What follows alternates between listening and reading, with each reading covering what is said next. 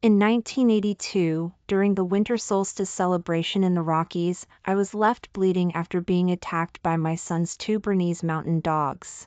All because he accused me of stealing his birth mother's turquoise earrings. Did you think wearing my mom's things would replace her? I'm going to teach you a lesson, you thief. Lucas Harrington, standing not far away, looked at me with the same detachment and annoyance as his son. A minor scratch and you make such a fuss. Tonight, you will pray and kneel for Willow Sterling, hoping she finds peace and good fortune in her next life.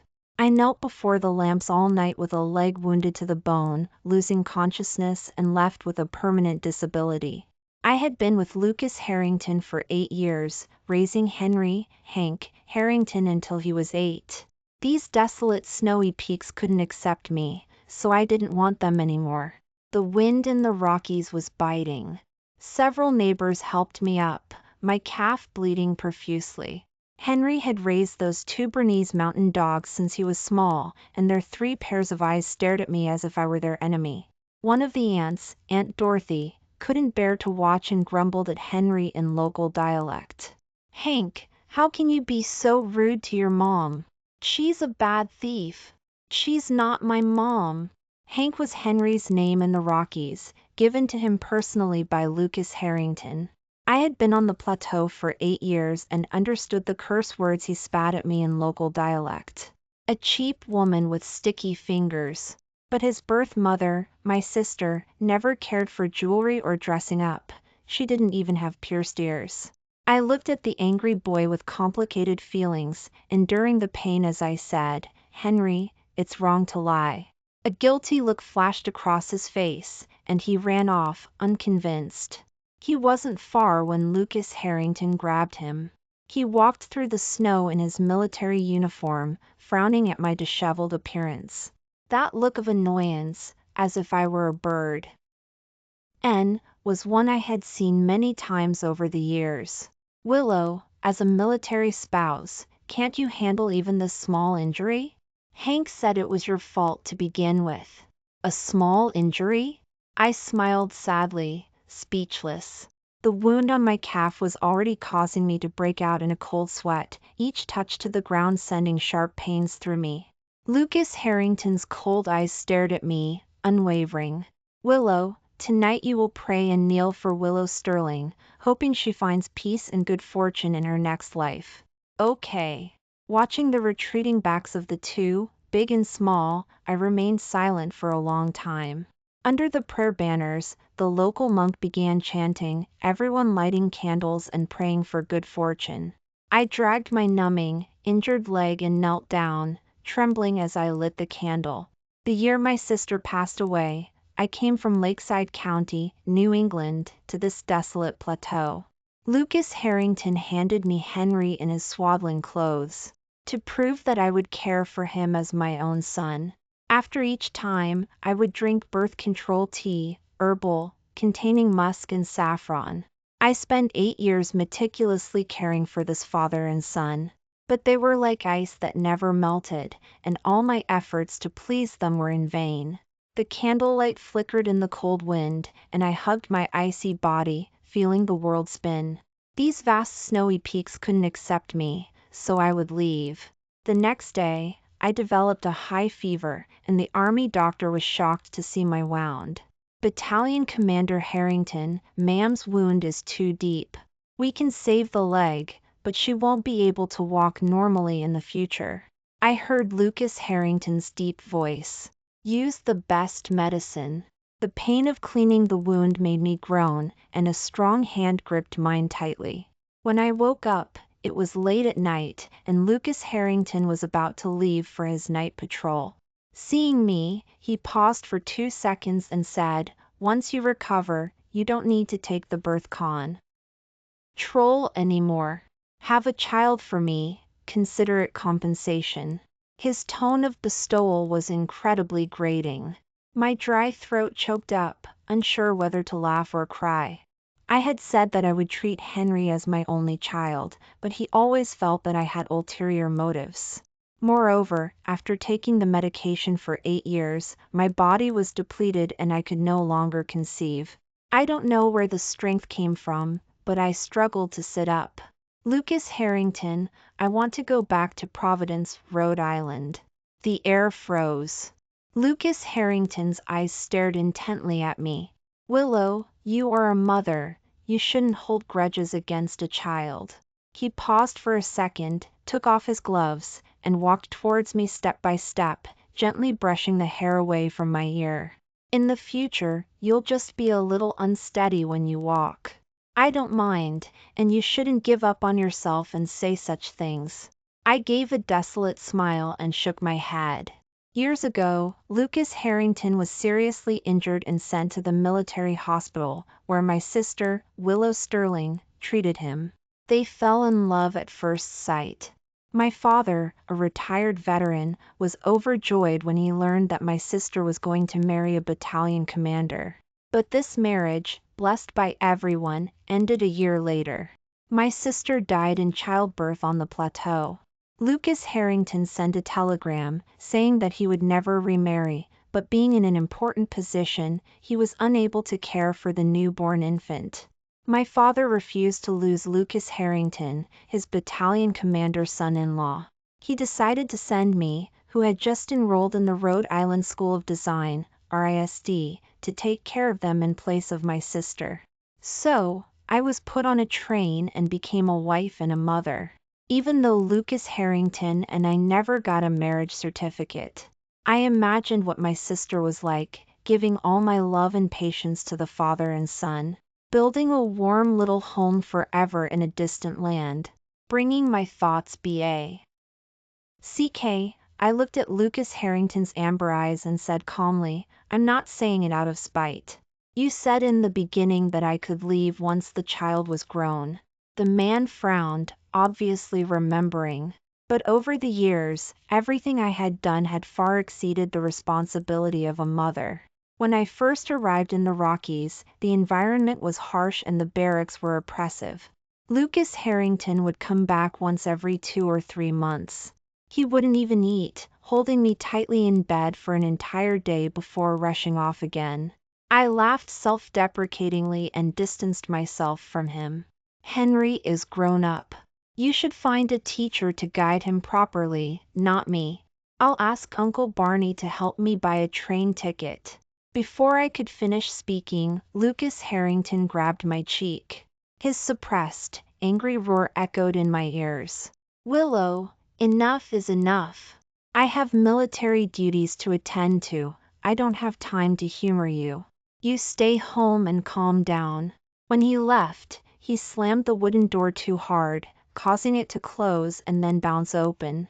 The cold wind and snow from outside blew into the house. It was very cold. The next day, I was awakened by a burning smell. I saw Henry in front of the stove, happily throwing the contents of my trunk into it. The trunk contained my only memories of home. Branches from my hometown, a family photo, my acceptance letter, cold cream from my sister, each item a precious memory. Seeing that I was awake, the boy stuck out his tongue and taunted me, arrogantly saying, "Serves you right for provoking me. Watch me destroy your most important things." Henry, don't do that. I shouted in vain, unable to get out of bed, and could only watch as the flames devoured everything. The last item was the wedding ring Lucas Harrington had given me in the beginning, with his name engraved on the inner circle. My identity as a wife was illegitimate, and I had never taken it out to wear. The boy looked at the ring for a while, then put it in his pocket and ran out. "This is my dad's ring for my mom. You cheap woman don't deserve to wear it." My heart ached, and my eyes welled up with tears. Henry was the apple of my eye. The first time he called me Mom, I felt a blood connection between us, as if we were real mother and son. But now, the pain had cleared my head, and I no longer indulged in fantasies. Love, family, all of this belonged to my sister, not me. I stayed in bed for a week before I could slowly get up on my own. Aunt Dorothy, a neighbor, saw my pitiful state and came to visit me every day. "Child, being a stepmother is hard. If you have any difficulties, you must speak up. I thanked her for her kindness. Whether it was difficult or not, I had made it through these years. My conscience was clear, and I had not failed the father and son. I asked her to help me go to the reception to call my mother's workplace. Winnie, Henry is still young. What will he do if you leave? Lucas hasn't done anything to wrong you. Your father tells everyone that his son-in-law is a battalion commander. Where will he put his face if you leave? Husband, father, son, she mentioned them all, but never asked me a single question. I felt tears uncontrollably filling my eyes. After a long while, I choked up and said, "But I want to live my own life too." Before she could speak, I hung up the phone. "Child, are you homesick?" The aunt next to me was warm-hearted. Before I could react, she made a call to the barracks office. "Son, check Battalion Commander Harrington's schedule. Can he take leave to go to Providence, Rhode Island, recently?" The reply came quickly from the other end. "Lucas has used all 36 days of PTO this year." The aunt had put it on speakerphone and looked at me in astonishment after hearing that. I was also confused. I never knew Lucas Harrington had fixed leave. "Aunt Dorothy, please ask Uncle Barney to buy me a train ticket to Providence, just one ticket." She didn't take my mon. Only saying that she would definitely help me. To repay her, I went to help her embroider her daughter's wedding dress in the days that followed. "Child, there's no rush. You can embroider it after you come back." I just smiled and continued working hard. The day of my departure was 3 days later. Once I left, I would never return. At the door, my hand on the handle suddenly stopped. Laughter of men and women could be heard inside. The next second, Lucas Harrington, holding herbs, opened the door and met my eyes. "Willow." My gaze passed over him and landed on the girl by the table. Henry was clinging to her, my drawing paper and brushes scattered across the table, and the sketchbook had been ruined beyond recognition. I couldn't move, and a heavy sense of suffocation washed over me. If I resembled my sister by 7 points, this girl's eyebrows and eyes were a 9. She was younger, almost identical to my sister the year she left. "Your leg is injured. Why are you running around?" Lucas Harrington helped me into the house, a hint of unnaturalness on his face. "This is Bethany Miller. She's an army doctor from the Rockies and said these herbs will help your injury." "So, you're Willow Sterling." The girl grabbed my hand, and the bright ring on her hand stung my eyes. "Sit down quickly." I heard Hank got into trouble and immediately went to gather these herbs. "Don't blame him, I've already scolded him." Their words were full of familiarity. I didn't even know when they had met. Before I could speak, Bethany Miller ran to Lucas Harrington again, teaching him how to cut the herbs. "Lucas, cut them smaller, they'll be easier to use." The next second, she seemed to remember something and looked up at me apologetically with a smile. "Sorry, I'm used to calling him by the name I gave him." "Willow, don't you know about it?" "Of course, she doesn't know." "Bethany gave me my local dialect name too," Henry interjected, folding a piece of drawing paper into an airplane and throwing it. It flew to the two standing shoulder to shoulder. Bethany Miller curiously picked it up, examined it for a few seconds, and said with surprise, "Lucas, look, isn't this a painting of the Providence Botanical Garden we visited last fall?" "You've been to Providence, Rhode Island?" I asked in disbelief. In 8 years, I hadn't had the chance to leave the plateau. I had told Lucas Harrington more than once that I missed my parents and wanted to go back and see them. But either he didn't have time, or Henry couldn't be left alone. I could only look at those old belongings every day, expressing my longing with my paintbrush. Lucas Harrington was silent, not denying it was an answer. I laughed, but tears welled up in my eyes. "Lucas Harrington, I'm leaving." "Go ahead and leave. I want Bethany to be my mom." She's different from a timid and weak woman like you. I stared intently at the child I had raised with my own hands, as if it were the last time. Whatever. My words choked Henry, his small face quickly turning red, and he pushed me to the ground. You cheap woman. Henry! Don't bully your mom. Lucas Harrington roared, his face grave as he quickly came over and helped me up. Where can you go? Willow, I can explain. Bethany and I are just. Lucas Harrington, what makes you think I'm willing to stay here and wait for you my whole life? I interrupted him coldly for the first time. I want to leave, and I don't want you or Henry. Nonsense. This family can't do without you. These words seemed to provoke Bethany Miller. The sound of dishes shattering suddenly came from the table, and she fell straight down. The next second, two figures, one big and one small, rushed over. Lucas Harrington held the girl and called her name loudly, the worry in his eyes undeniable. He carried Bethany Miller out, but paused and turned back, his eyes red as he instructed, Bethany is naturally weak and suffers from a chronic illness. I'll take her to the clinic for St. And you and your son wait for me to come back and apply the herbs. I didn't answer. Only Henry and I were left in the house, and he cried as he grabbed my hair. You made Bethany sick. I'm going to beat you to death. I'm telling you, Dad takes Bethany out every season to relax.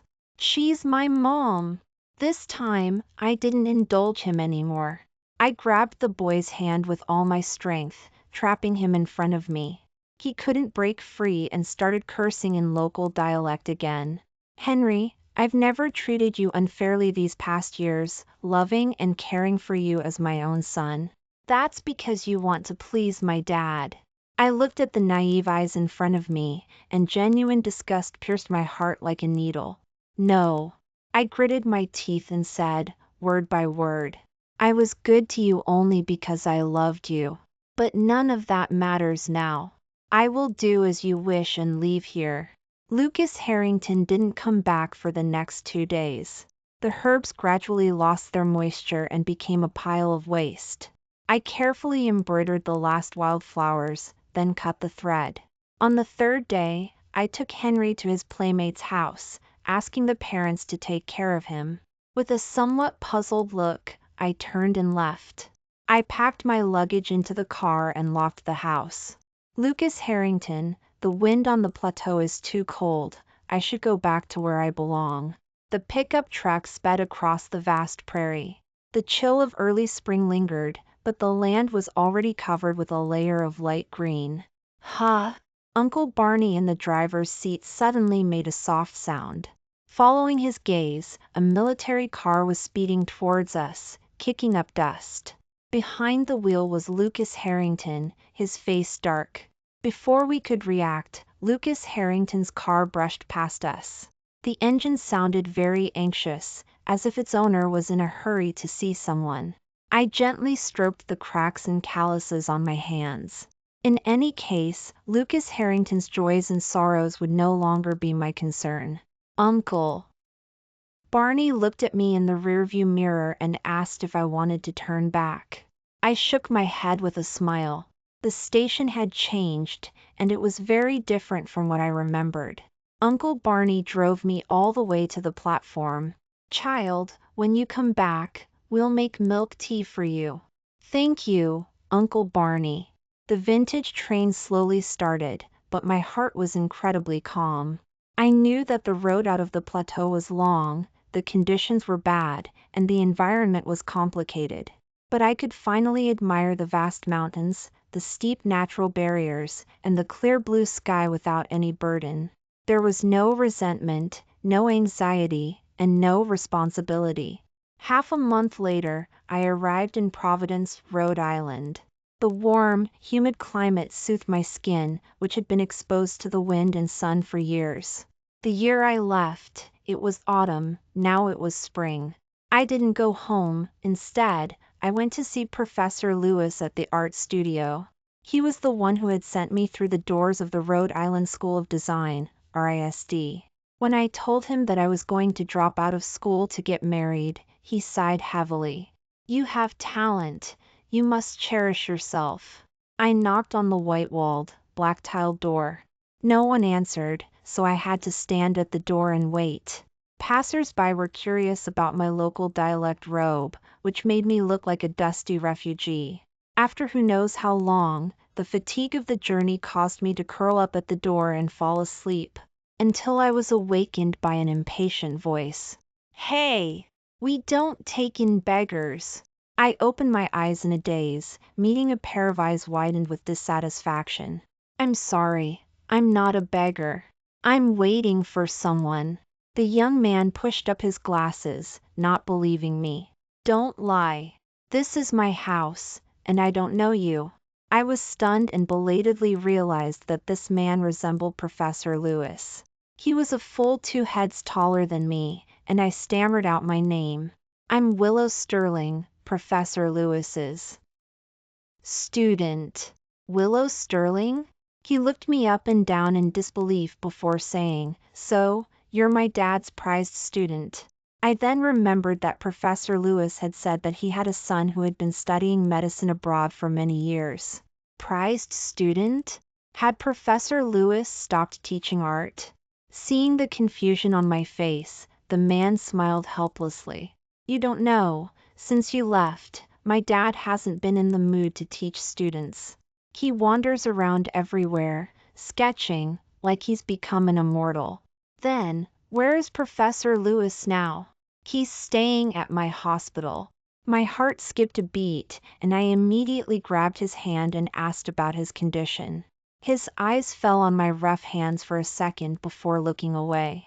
Don't worry, he's just recuperating. With me here, the old man will live for decades more. I had come to Professor Lewis because he was the only one who would take me in.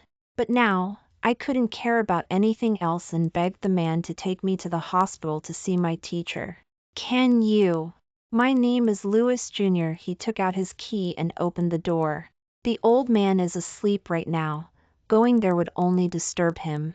He paused for a second, glanced at my big and small bags, and quickly looked away. If you have nowhere to go, just stay in the guest room. He pointed to the room where I used to stay when I was studying art with the teacher. I gratefully thanked him, and Lewis Jr. just responded faintly. But his ears were a little red. The moment I saw Professor Lewis, my eyes stung. Tears rolled down uncontrollably. We didn't say anything, but the teacher seemed to understand. He patted the back of my hand. Willow, it's okay. It's good that you're back. Lewis Jr., who was standing beside us, looked confused and muttered softly. I really don't know if I'm his real son or if you're his real daughter. You brat, go see your patients. I brought food to Professor Lewis every day, talking to him about my experiences since we parted ways. The joys and sorrows of those 8 years with Lucas Harrington and his son gradually dissipated during our conversations. When I left, Professor Lewis took my hand and said, It's not too late to start over. If you need anything, just ask your teacher. My eyes trembled, filled with emotion. It is said that a teacher for a day is a father for life. I had never said it out loud, but Professor Lewis was more like a qualified father than my own. I slowly walked down the steps of the hospital, thinking about what to do next. I knew what Professor Lewis meant. He wanted me to inherit his painting techniques and make a name for myself in the world of traditional Chinese painting. But I hadn't trained in art for 8 years, and so many new techniques and theories had emerged during that long time. I was already 26 years old. Could I still accept these new things? Suddenly, there was a commotion at the entrance of the hospital. Emergency! Seriously injured patient. Several white-coated medical staff members rushed in, pushing a stretcher. It was impossible to tell where the person on the stretcher was injured. The blood had stained the white stretcher. I consciously made way, but my blood ran cold when the stretcher passed me. The wrist of the seriously injured person was wearing 2 plain silver bracelets, a gift that my sister and I had given to our mother. I couldn't believe it and followed the doctors. The title that I hadn't called out in so long was stuck in my throat.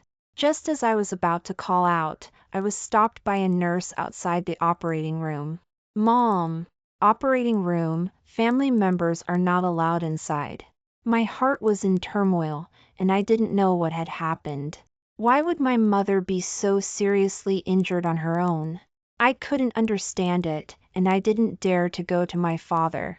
After all, he was the one who made all the decisions in the family, and if he could send me to the Rockies once, he could do it a second time.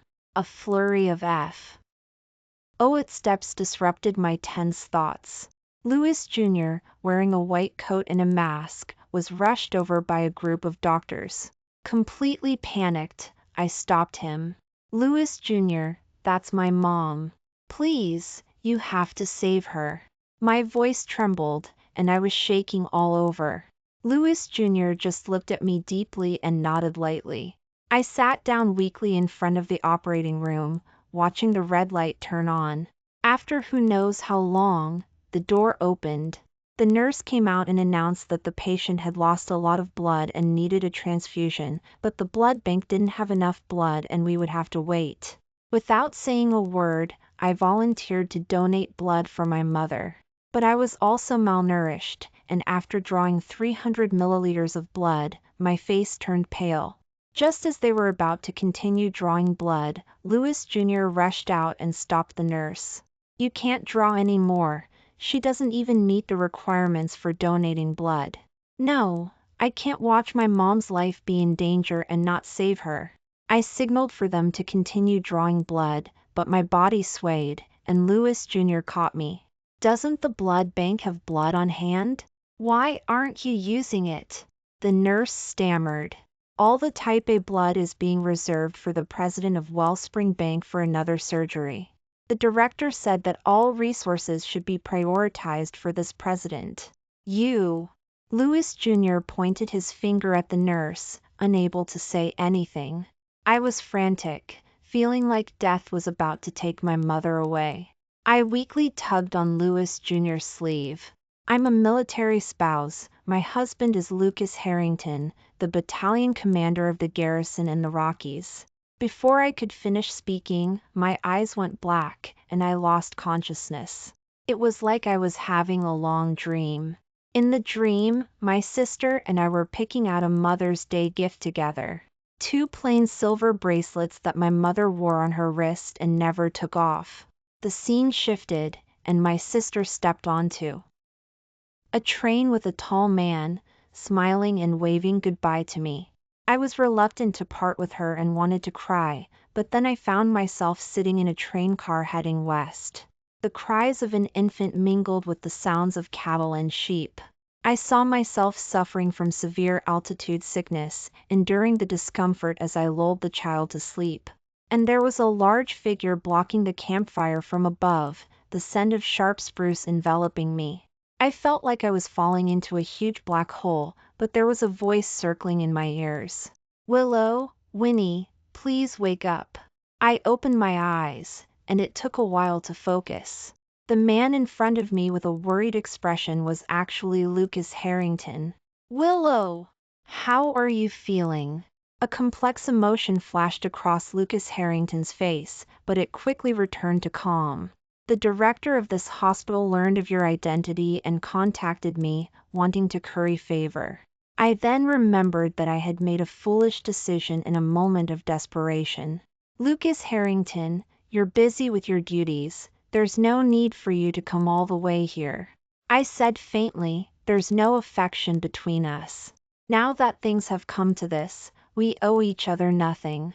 Let's just leave it at that. But Lucas Harrington grabbed my hand, his grip causing the back of my hand, which had just had an four, to throb with pain. I resisted, but then I heard his agitated voice. What do you mean there's no affection? We've been husband and wife for 8 years. I sighed softly, turning my head and no longer looking at him. We didn't get a marriage certificate, and Henry isn't my child. The year I went to the Rockies, I had just enrolled in the Rhode Island School of Design, RISD. My life was interrupted before it even started.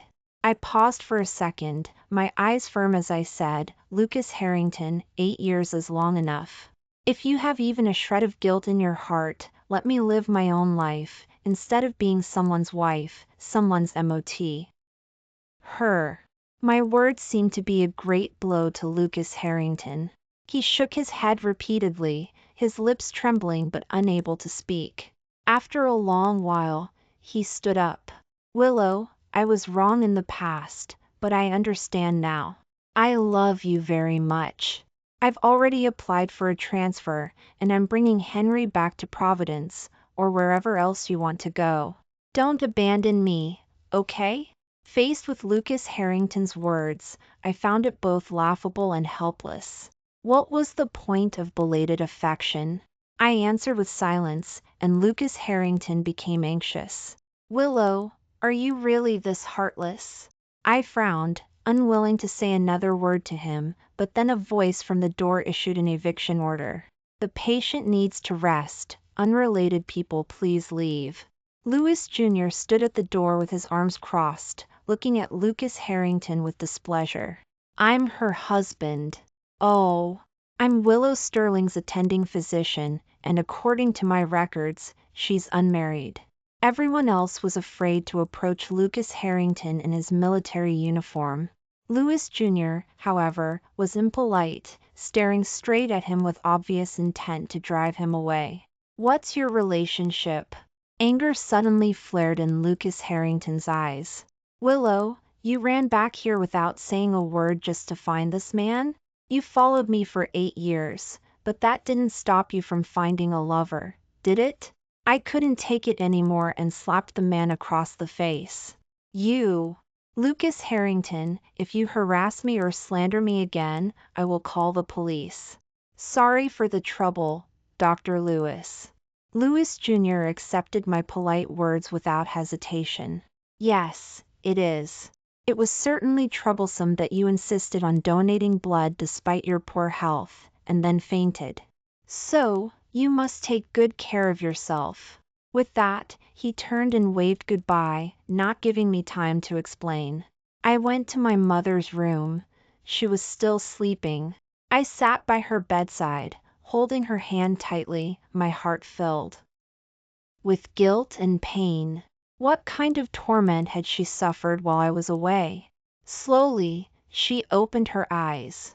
Seeing me, a weak smile appeared on her lips. Winnie, you're back.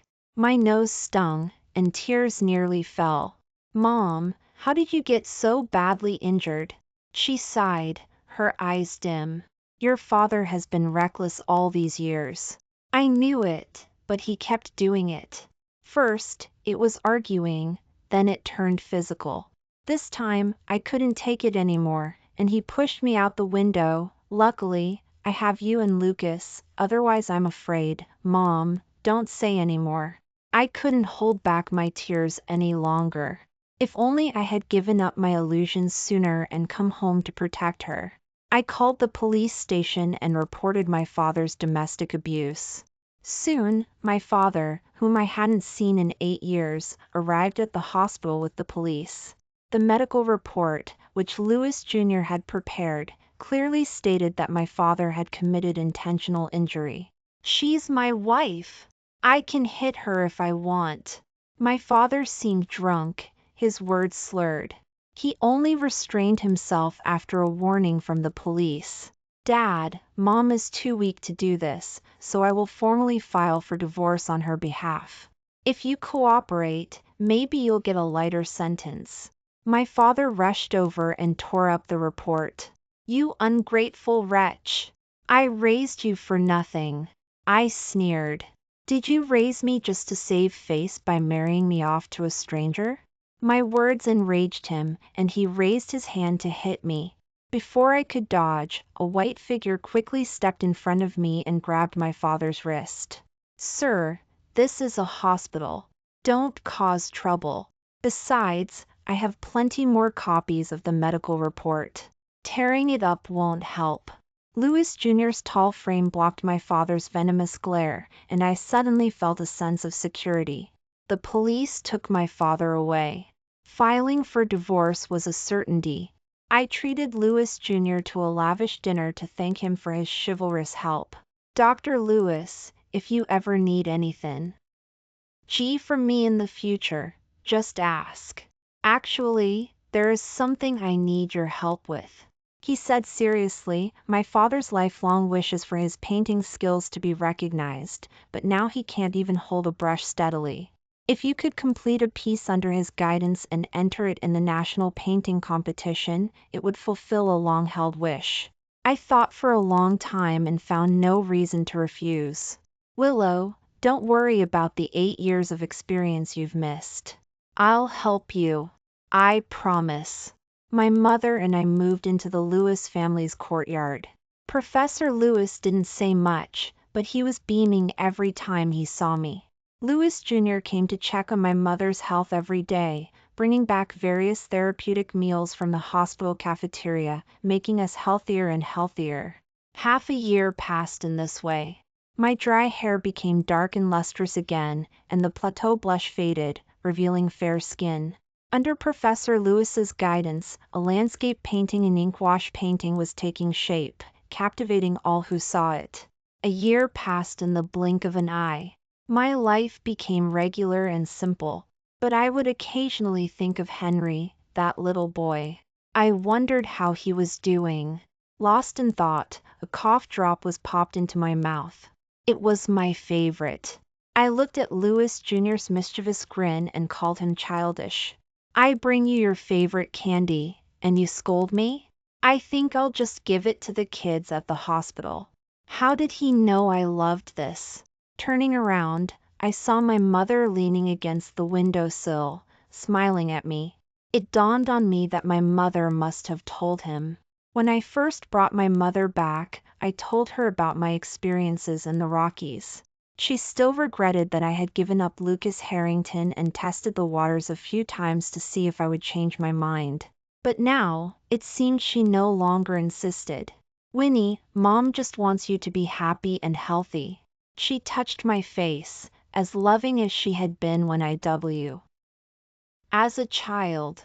As the summer of the new year arrived, I added the final touch of green to the canvas in the courtyard. Professor Lewis put on his glasses with trembling hands and carefully examined every brushstroke. Finally, his eyes turned red. It's done, it's done. We packed the painting and sent it to Washington, D.C. for the national painting competition.